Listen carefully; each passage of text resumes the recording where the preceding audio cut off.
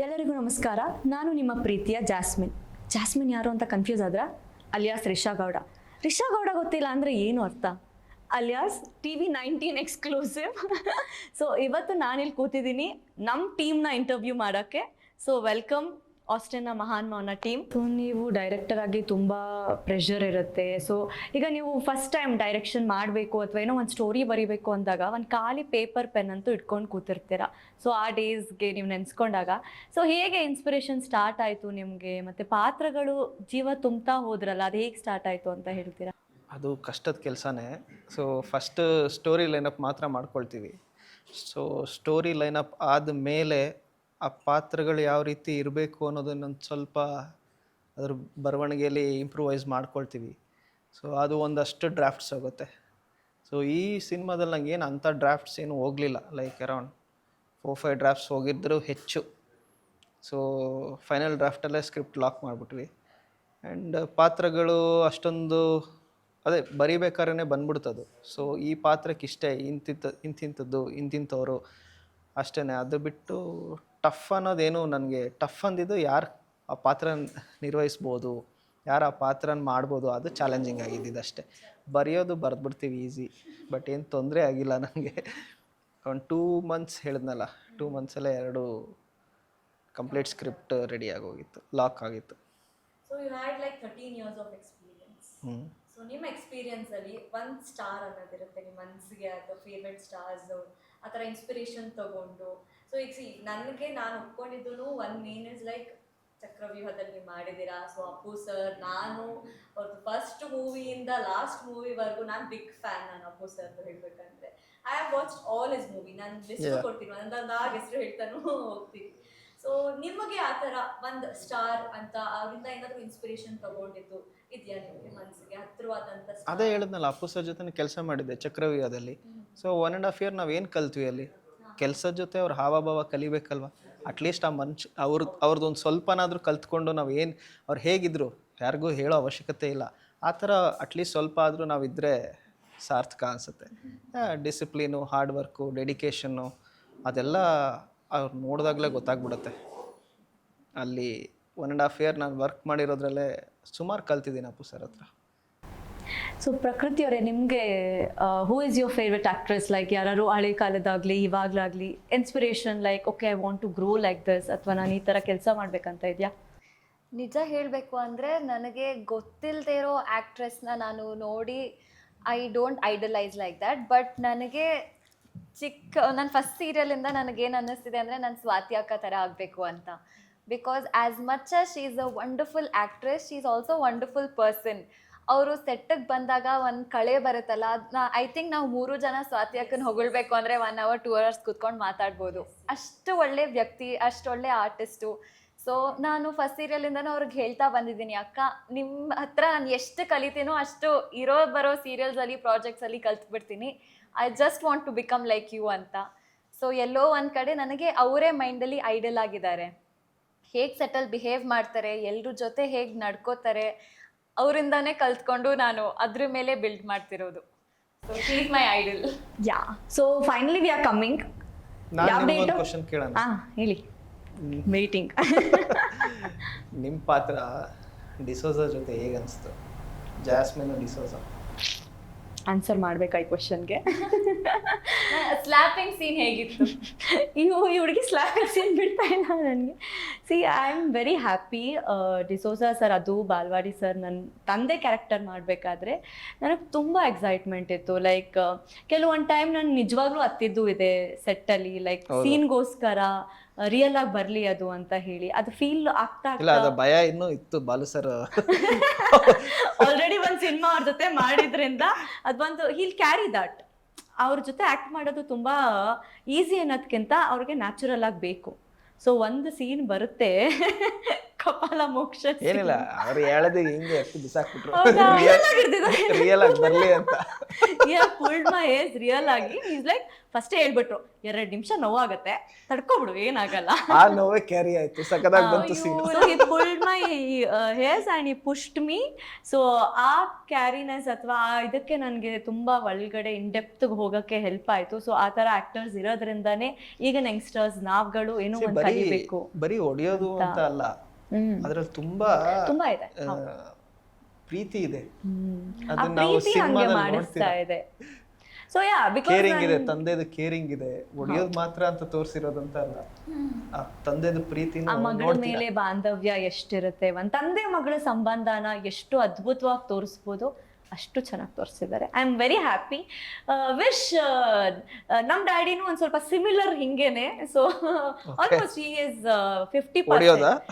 ನಾವೆಲ್ಲ ಕೇಳಲೇಬೇಡಿ, ಚಿಕ್ಕ ವಯಸ್ಸಿಂದಾನು ಬೇಜಾನ್ ಮಾಂಜಾ ಬಿತ್ತಿರೋದಕ್ಕೆ ಹಿಂಗೆ ಟಿಲ್ ಮೈ 18 years. ದೇವರ ಆಶೀರ್ವಾದ, ನಮ್ಮಪ್ಪನ ಆಶೀರ್ವಾದ ತುಂಬಾ ಚೆನ್ನಾಗಿ ಆಗಿದೆ. ಎಕ್ಸ್ಪೀರಿಯನ್ಸ್ ಇದೆ ಅಂತ ಅದಕ್ಕೆ ಕಾಸ್ಟ್ ಮಾಡಿದ್ದ. ಅದಕ್ಕೆ ಅದು ಸಿಂಕ್ ಆಯ್ತು ಹೇಳಿದ್ರೆ. ಬಟ್ ಹಂಗೆ ಕಟ್ಟಾಗಿ ನಾವು ಕಟ್ ಅಂಡ್ ಪೇಸ್ಟ್ ಮಾಡಿದ್ರೆ ಇವ್ರ ತಂದೆ ಇದ್ರಲ್ಲ ಹಂಗಾಗೋಗಿದ್ದಾರೆ ಈಗ ನಮ್ಮಪ್ಪ. ಇಮ್ಯಾಜಿನ್ ಹಂಗಿದ್ದವರು ಹಿಂಗಾಗೋಗಿದ್ದಾರೆ. ಇವಾಗ ಎಷ್ಟು ನನಗೆ ಫ್ರೀಡಮ್ ಇದೆ ಅಂದ್ರೆ ಯು ಡೋಂಟ್ ಬಿಲೀವ್. ಈವನ್ ಇಲ್ಲಿ ನಾನು ಟಿಕೆಟ್ ಬುಕ್ ಮಾಡಿ ನಾಳೆ ನಾನು ಎಲ್ಲೋ ಹೋದ್ರೆ ಲಂಡನ್, ಪ್ಯಾರಿಸ್, ಎಲ್ಲಿ ಕಂಟ್ರಿ ಬಿಟ್ಟು ಹೋದ್ರು I have a dream. Yeah may be ನಾನು ಆಕ್ಟರ್ ಆಗಿರ್ಲಿಲ್ಲ ಅಂದ್ರೆ I would have settle down. So ನನಗೆ ಋಣ ಇತ್ತು ಇಲ್ಲಿ ಕೆಲಸ ಮಾಡಬೇಕು ಅಂತ. ಅದಾಗದೇ ಕರ್ಕೊಂಡು ಬಂತು ನನಗೆ. 2 ಸತಿ ಅಪ್ಲೈಡ್. ಸೊ ಆ 2 ಸತಿನೂ ರಿಜೆಕ್ಟ್ ಆಯ್ತಾ? ಒಂದ್ಸತಿ ವೀಸಾ ಕ್ಯಾನ್ಸಲ್ ಆಯ್ತು, ಇನ್ನೊಂದ್ಸತಿ ಮೇ ಬಿ ನನ್ಗಿಲ್ಲೇ ಸರ್ವೈವ್ ಆಗಿ ಹೋಗೋಣ ಅಂತ ಹೇಳಿ ಪ್ಲಾನ್ಸ್ ಇದೆ, ಫ್ಯೂಚರ್ ಪ್ಲಾನ್ಸ್ ಇದೆ. ಬಟ್ ಎಷ್ಟು ವರ್ಷ ನಾನು ಇಲ್ಲಿ ಕೆಲಸ ಮಾಡ್ತೀನಿ ಅಷ್ಟು ವರ್ಷನ ನಾನು ಇಲ್ಲೇ ಭೂಮಿ ಮೇಲೆ, ನಮ್ಮ ಭೂಮಿ ಮೇಲೆ ಕೆಲಸ ಮಾಡಕ್ ನಾನು ಟ್ರೈ ಮಾಡ್ತೀನಿ. ಸೊ ಮೇ ಬಿ ಆ ಋಣ ಇತ್ತು. ನಿಮ್ಮ ಸಿನಿಮಾದಲ್ಲೂ ಮಾಡಕ್ ನನಗೊಂದು ಋಣ ಇತ್ತು. ಆ ಪಾತ್ರ ನನ್ನ ರಿಯಲ್ ಲೈಫ್ಗೆ ತುಂಬಾ ಕನೆಕ್ಟ್ ಆಗುತ್ತೆ, ನೀವು ಕೊಟ್ಟಿರೋ ಪಾತ್ರ. ಸೊ ನನಗೆ ಅದಕ್ಕೆ ಟಫ್ ಅನ್ಸ್ಲಿಲ್ಲ. ನಾನು ಕೇಳ್ಬೇಕಿತ್ತು, ಯಾವ ಪಾತ್ರನ ಕಾಸ್ಟ್ ಮಾಡಕ್ಕೆ ತುಂಬಾ ಟೈಮ್ ತಗೊಂಡ್ರಿ, ಅಥವಾ ಲಾಸ್ಟ್ ಕಾಸ್ಟ್ ಆಗಿದ್ದು ಕಷ್ಟವಾದ ಕಾಸ್ಟಿಂಗ್ ಯಾವ ಕ್ಯಾರೆಕ್ಟರ್ಗಾಯ್ತು? ಮೇ ಬಿ ನನ್ನ ಕ್ಯಾರೆಕ್ಟರ್ಗೆ ಹುಡುಕ್ತಾ ಇದ್ರು ಅಂತ. ಇಲ್ಲ, ನಿಮ್ದು ಆಗೋದ್ಮೇಲೆ ಇವ್ರನ್ನ ಸಿಕ್ಕಿದ್ದು. ನಾನು ಸೆಲೆಕ್ಟ್ ಆದಾಗ ಯಾವುದು ನಿಮ್ಗೆ challenging? Correct, father character, church father character. But perfect ಆಗಿ ಹುಡುಕಿದ್ದಾರೆ. ಅವ್ರು ನೋಡಿದ್ರೆ ಫಾದರ್ ಅಂತಾನೆ ಅನ್ಸುತ್ತೆ ನನ್ಗಂತೂ. Literally have done Prakash Shenoy sir job ಅಲ್ವಾ? ಅವರು ಮೈಸೂರವರೇನೆ, ಎಲ್ಲ ಮೈಸೂರೇ. ಐ ಥಿಂಕ್ ಕಾಸ್ಟಿಂಗ್ ಕ್ರೈಟೀರಿಯಾನೇ ಇತ್ತು ಮೈಸೂರು ಬೇಕು ಅಂತ. ಮೈಸೂರ್ ಗೊತ್ತಿಲ್ಲ, ಬಾಲು ಸರ್ ಮೈಸೂರೇ. ಹೌದು, ಎಲ್ಲ ಮೈಸೂರೇ. ಸೊ ಅದು ಬಿಟ್ಟು ಫಾದರ್ ಜೋಸೆಫ್ ಅಂದ್ರೆ ಪ್ರಕಾಶ್ ಶೆಣೈ ಸರ್, ಅವ್ರದ್ದು ಸ್ವಲ್ಪ ಟಫ್ ಇದ್ದಿದ್ದು, ಸಖತ್ತಾಗಿ ನಿಭಾಯಿಸಿದ್ರು. ಆಮೇಲೆ ಗೊತ್ತಾಯ್ತು ಅವರು ನನ್ನ ಕ್ಲೋಸ್ ಫ್ರೆಂಡ್ ತಂದೆ ಅಂತ. It's all connecting. ನನ್ನ ಜೂನಿಯರ್ ಅವರು.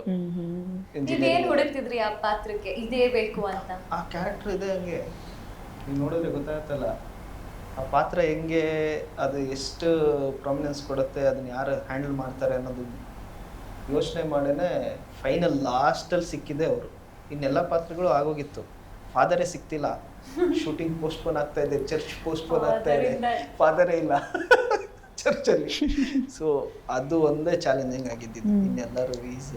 ಸೊ ಆಫ್ಟರ್ ಆ ರಿಲೀಸ್ ಲೈಕ್ ನಮ್ದಂತೂ ಸಕ್ಸಸ್ ಆಗುತ್ತೆ ನಮ್ಮ ಮೂವಿ. ಸೊ ನಮ್ಮ ಮೂವಿ ರಿಲೀಸ್ ಆದ್ಮೇಲೆ what are your dreams? Like ನಿಮ್ಗೆ ಆಕ್ಟರ್ ಆಗಿ ಕಂಟಿನ್ಯೂ ಆಗ್ಬೇಕಾ ಅಥವಾ ಡೈರೆಕ್ಟರ್ ಆಗಿ ಆಸೆ ಇದೆಯಾ? ಏನು ನಿಮ್ ಡ್ರೀಮ್ಸ್ ಇದೆ ಅಂತ ಜನಕ್ಕೆ ಗೊತ್ತಾಗ್ಲಿ. ಸೊ ಎಲ್ಲಾನು ಆಸೆ ಇದ್ದೇ ಇರುತ್ತಲ್ವ ಎಲ್ಲರಿಗೂ. ಸಿನಿಮಾ ಇಂಡಸ್ಟ್ರಿಯಲ್ಲಿ ಇರಬೇಕು ಅಷ್ಟೇ. So I have told him, direct ಮಾಡ್ಬೋದು, ಆಕ್ಟು ಮಾಡ್ಬೋದು, ಪ್ರೊಡ್ಯೂಸು ಮಾಡ್ಬೋದು, ಏನ್ ಬೇಕಾದ್ರೂ ಮಾಡ್ಬೋದು. ಯಾರೋ ಇನ್ನೊಬ್ರು ಕರೀತಾರೆ ಆಕ್ಟ್ ಮಾಡೋದು, ಹೋಗ್ತೀನಿ. ಯಾರೋ ಇನ್ನೊಬ್ರು ಕರೀತಾರೆ ಡೈರೆಕ್ಟ್ ಮಾಡಿ, ಹೋಗ್ತೀನಿ.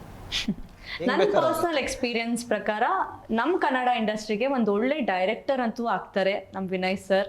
ಸೊ ಈ ಹ್ಯಾಸ್ ಫ್ರೇಮಿಂಗ್, ಸ್ಕ್ರಿಪ್ಟ್ ಬರೆಯೋದಾಗ್ಲಿ, I have that hope. So ಈಗಲೇ ಸಿಕ್ಬಿಟ್ಟಿದ್ದಾರೆ ಒಂದು ಒಳ್ಳೆ ಬೆಸ್ಟ್ ಡೈರೆಕ್ಟರ್. ನಮ್ಮಿಬ್ರು ಪರವಾಗಿ ಒಂದು ಕ್ವೆಶ್ಚನ್ ಕೇಳ್ತೀನಿ. ಆಸ್ ಅ ಡೈರೆಕ್ಟರ್ ನೀವು ನಮ್ಮಿಬ್ರಿಗೂ as an artist what did she do well, as an artist what did I do well? ಬೇರೆ ಯಾರು ನಮ್ಮನ್ನ ಹೊಗಳುವಂತ ಕ್ವೆಶ್ಚನ್ ಕೇಳಿಲ್ಲ, ಕೇಳ್ಬಿಡೋಣ, ಸಿಕ್ಕಿದೆ ಚಾನ್ಸ್. ಏನಿಲ್ಲ, ಪಾತ್ರಕ್ಕೆ ತುಂಬ ಚೆನ್ನಾಗಿ ಜೀವ ತುಂಬಿದ್ರಿ ಇಬ್ರು. ನಾನು ಏನು ಅನ್ಕೊಂಡಿದ್ನೋ ಅದಕ್ಕಿಂತ ಬೆಟರ್ ಆಗಿ ಚೆನ್ನಾಗಿ ಬಂದಿದೆ. ಇಬ್ಬರು ಪಾತ್ರನೂ ಚೆನ್ನಾಗಿ ಬಂದಿದೆ. ಜಾಸ್ಮಿನು ಚೆನ್ನಾಗಿ ಬಂದಿದೆ, ಡಾಕ್ಟರ್ ಪ್ಲೀಶಾನು ಚೆನ್ನಾಗಿ ಬಂದಿದೆ. ಟ್ರೀಟ್ಮೆಂಟ್ ಚೆನ್ನಾಗಿ ಕೊಟ್ಟಿದೆ. ಟ್ರೀಟ್ಮೆಂಟು ಚೆನ್ನಾಗಾಗಿದೆ. ಚೆನ್ನಾಗಿ ಬಂದಿದೆ, ಇಬ್ರು ಚೆನ್ನಾಗಿ ಸೊ ಒಂದು ಫೈನಲ್ ವಿಶ್ ಮಾಡ್ಬಿಡೋಣ, ನಾವು ಬರ್ತಾ ಇದೀವಿ ಸೆಪ್ಟೆಂಬರ್ 5 ಜನಕ್ಕೆ. ನಾನು ಅಲ್ಲೇ ಬಂದ್ಬಿಡ್ತೀನಿ ನಿಮ್ಮ ಮಧ್ಯ. ಕಟ್ ಆಂಕರ್ ಆಗಿ ಸ್ಟಾಪ್, ನಾನು ಹೀರೋಯಿನ್ ಆಗಿ ಹೋಗ್ತಾ ಇದ್ದೀನಿ, ಪ್ರಮೋಟ್ ಆಗ್ತಾ ಇದ್ದೀನಿ. ಸೊ ಇಷ್ಟೊತ್ತು ಆಂಕರ್ ಸೀಟಲ್ಲಿ ಕುತ್ಕೊಂಡಿದ್ದೆ, ಇವಾಗ ನಾನು ಪ್ರಮೋಟ್ ಆಗಿದ್ದೀನಿ ಹೀರೋಯಿನ್ ಸೀಟ್ಗೆ. ಸೊ ನಮ್ಮ ಡೈರೆಕ್ಟರ್ಗೆ ಒಂದೆರಡು ಪರ್ಸ್ನಲ್ ಕ್ವೆಶನ್ಸ್ ಇತ್ತು ಕೇಳೋಕ್ಕೆ, ಅಲ್ಲಿ ಕುತ್ಕೊಂಡು ಕೇಳೋಕೆ ಕಷ್ಟ ಆಗ್ತಿತ್ತು. ಹೇಳಿ ಸರ್, ಇವಾಗ ಫೈಟ್ ಆಗಿತ್ತು ಅಥವಾ ಏನಾದ್ರು ಸಿಟ್ಟು ತಂದಿದಂಥ ಪಾತ್ರಗಳು ಅಥವಾ ಏನಾದ್ರು ಸಿಚುವೇಶನ್ಗಳು ಹೇಳಿ, ಎಕ್ಸ್ಪ್ಲೇನ್ ಮಾಡಿ ನಮಗೆ. ಸಿಟ್ಟು ಮಾಡ್ಕೊಂಡಿದ್ದು ಸಿಚುಯೇಷನ್. ಸಿಟ್ಟು ಮಾಡ್ಕೊಂಡಿದ್ದು ಒಂದೇ ಒಂದು ತುಂಬ ಮೇಜರ್ ಇನ್ಸಿಡೆಂಟ್ ಇದೆ. ಇಟ್ ವಾಸ್ ಅರೌಂಡ್ 2:30 ಶೂಟ್ ಆಗ್ತಾ ಇದೆ, ಮಧ್ಯೆ ಬೆಳಗಿನ ಜಾವ. ಸೊ ಜ್ಞಾಪಕ ಇರಬೇಕು, ತಲೆ ಓಡ್ತಾ ಇದೆ ಈಗ. ಫ್ರೇಮಲ್ಲಿ ಕೂತ್ಕೋಬೇಡಿ ಅಂತ ಹೇಳ್ಬಿಟ್ಟಿದ್ದೀನಿ, ನಿಂತ್ಕೊಂಡ್ಬಿಟ್ಟಿದ್ದಾರೆ. ನಿಂತ್ಕೊಳ್ಬೇಕಾಯ್ತು ಸೀನ್ ಅದು. ನಾನು ಜಗ್ಗಪ್ಪ ನೀವು ಜ್ಞಾಪಕ ಇದೆಯಾ? ಸೊ ಲೇಟ್ ನೈಟ್ ಆಗೋಗಿದೆ, ಕಾಲ್ ಶೀಟ್ ಎಗ್ರೋಗಿದೆ, 1:30 ಆಗಿ ಎರಡನೇ ಡಬಲ್ ಕಾಲ್ ಶೀಟ್ಗೆ ರನ್ ಆಗ್ತಾ ಇದೆ. ನಾನು ಎಲ್ಲ ಶಾರ್ಟಲ್ಲಿ ನಾನು ಇದ್ದೀನಿ, ಈ ಬ್ಯಾಕ್ ಶಾಟ್ ಇದೆ, ಹಿಂದೆ ನಂದು ಸಜೆಷನ್ ಇದೆ, ಇವ್ರದ್ದು ಆ ಕಡೆ ಅವ್ರ ಸಜೆಷನಲ್ಲಿ 2 ಕ್ಯಾಮ್ರಾ ರನ್ನಿಂಗಲ್ಲಿದೆ. ಆ್ಯಂಡ್ ಲೆಂತಿ ಸೀನ್ ಬೇರೆ, ಒಂದೇ ಟೇಕಲ್ಲಿ ಎಲ್ಲ ಮುಗಿಸಿ ಚೆನ್ನಾಗಾಯಿತು. 2-3 ಶಾರ್ಟ್ಸ್ ಎಲ್ಲ ಡಿವೈಡು ಆಗೋಗಿ ಎಲ್ಲ ಶೂಟು ಆಗೋಗಿದೆ. ಆಮೇಲೆ ನೋಡ್ತೀನಿ, ಆ ಇಂಟೆನ್ಸ್ಗೋಸ್ಕರ ಇರಬೇಕಾಗಿದ್ದ ಪಾತ್ರ ಆರಾಮಾಗಿ ಕೂತ್ಕೊಂಡು ಹೇಳ್ಬಿಟ್ಟಿದ್ದಾರೆ, ನಿಂತ್ಕೊಂಡಿರ್ಬೇಕಾಯ್ತು ಸೀನ್ ಅದು. ನನಗೆ ಪಿತ್ತ ನೆತ್ತಿಗೇರಿ ನೀವೇ ಕೂತ್ಕೊಂಡ್ಬಿಟ್ಟಿದ್ದು ಸೀನು. ಜೆರ್ರಿ ಜೊತೆ ಮಾತಾಡ್ಕೊಂಡು ಪಾತ್ರ ಮರ್ತೋಗಿ ಇಬ್ರಿಗೂ ಬೆಂಡೆತ್ತಿ, ಆಮೇಲೆ ಅದು ಬೇರೆ ಕ್ಯಾಮ್ರಾಮನ್, ಅಲ್ಲಿ ಬೇರೆ ಲೈಟಿಂಗ್ ಚೇಂಜು. ನೀನೇ ಕೇಳಿದ ಕ್ವೆಶ್ಚನ್ ಇದು. ಅಲ್ಲೇ ಚೆನ್ನಾಗಿದ್ನಲ್ಲ, ಇಲ್ಲಿ ಬಂದು ತಪ್ಪು ಮಾಡಿ ಎಡ್ವರ್ಟ್ ಆಗ್ಬಿಟ್ನಲ್ಲ. ಸಕ್ಕದಾಗಿ ಬಂದಿತ್ತು. ಅಗೇನ್ ರೀಶೂಟ್, ಅಯ್ಯಯ್ಯೋ ಒನ್ ಮೋರ್ ಅಂತ ಹೇಳಿದ್ದು. ಅದು ತುಂಬ ಸಿಟ್ಟು ಬರ್ಸ್ಬಿಡ್ತು, ಬಿಕಾಸ್ ತುಂಬ ಲೇಟ್ ಆಗಿದೆ, ಎಲ್ಲರಿಗೂ ಹೊರಡಬೇಕು, ಪ್ಯಾಕಪ್ ಮಾಡ್ಕೊಂಡು ಹೊರಡಬೇಕು, ಅದು ಇದು ಕೆಲಸಗಳು ಇನ್ನೇನು ಮುಗೀತು. ಲಾಸ್ಟ್ ಸೀನ್ ಬೇರೆ ಅದು, ಮತ್ತೆ ಒನ್ ಮೋರ್ ಆಗಿ it took around another 1 hour time. ಅದು ತುಂಬ ಸಿಟ್ಟು ಕೊಟ್ಟಿದ್ದು, ಕೋಪ ಬರ್ಸಿದ ಸೀನ್ ಅಷ್ಟೇ. ದೂರ ಇರ್ತೀನಿ.